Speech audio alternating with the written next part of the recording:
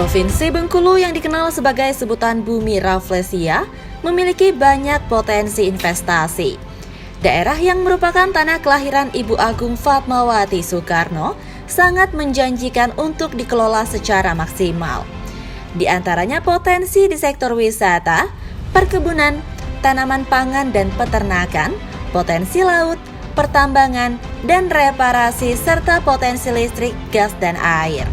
Utamanya investasi pengelolaan objek wisata Pantai Panjang Bengkulu dan Pulau Enggano. Bengkulu itu di samping ada beberapa spot pariwisata sejarah karena sempat menjadi persinggahan Bung Karno sekitar 3-4 tahun sebelum merdeka.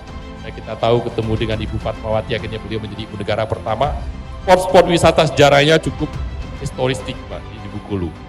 Namun ada 3 spot wisata alam yang cukup besar, ini Pantai Panjang, Mbak. Ini ada 7 km panjang garis pantai lurus di pusat kota. Kemudian yang kedua ada Danau Dendam Tak Suda, Pak. Ini juga saya sudah mengkomparasi di seluruh provinsi di Indonesia. Hampir tidak ada, Pak, satu pun di Indonesia ini yang di pusat kota, ibu kota provinsi paling 5-10 menit dari kantor gubernur, itu ada danau yang cukup besar. Danau Dendam Tak Suda. Kemudian yang ketiga, spot Enggano. Nah, dengan 3 destinasi wisata utama ini sekalian, dan aktivitas pemerintah yang saya sampaikan, nanti bisa di-searching di medsos, di Google, Pak. Tingkat hunian hotel di Bengkulu tertinggi, Pak. Hal ini diperkuat dengan posisi strategis Bengkulu yang berada di pesisir barat Pulau Sumatera, yang berhadapan langsung ke Samudra Hindia melalui pintu pelabuhan Pulau Bai dan tidak begitu jauh dari ibu kota Indonesia yaitu Jakarta. Dengan jarak tempuh udara sekitar 1 jam serta berada di tengah 4 provinsi besar dan berkembang yaitu Lampung, Sumatera Selatan, Jambi, dan Sumatera Barat. Ladies and gentlemen, the ceremony shows the intention of APCA Tirta Engineering from President Director of APCA Tirta Engineering to invest about 400 billion rupiah for Pulau Bai Industrial Estate. Boleh tepuk tangan lagi Bapak Ibu untuk komitmen investasi yang sudah diberikan. Kita akan foto bersama saat ini. Boleh diabadikan momen yang begitu bersejarah untuk Provinsi Bengkulu. Harapannya akan semakin banyak lagi juga investor yang akan masuk untuk memajukan perekonomian Bengkulu yang maju.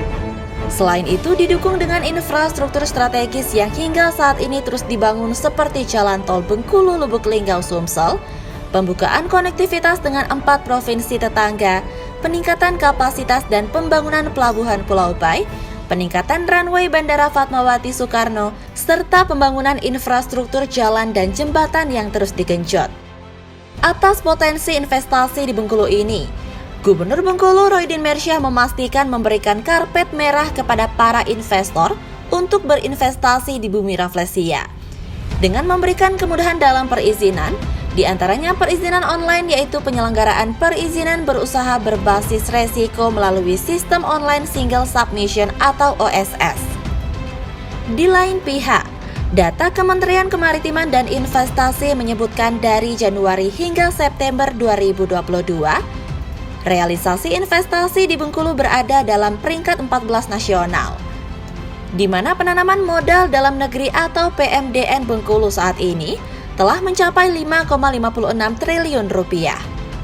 Jadi kami sangat mendukung sekali inisiasi terhadap perencanaan kawasan industri di Provinsi Bengkulu. Dan saya yakin ini akan bisa merebak ke seluruh kegiatan ekonomi lain akan meningkat. Apabila nanti memang diperlukan, kami dari Himpunan Kawasan Industri siap membantu Bapak Gubernur untuk mewujudkan kawasan industri.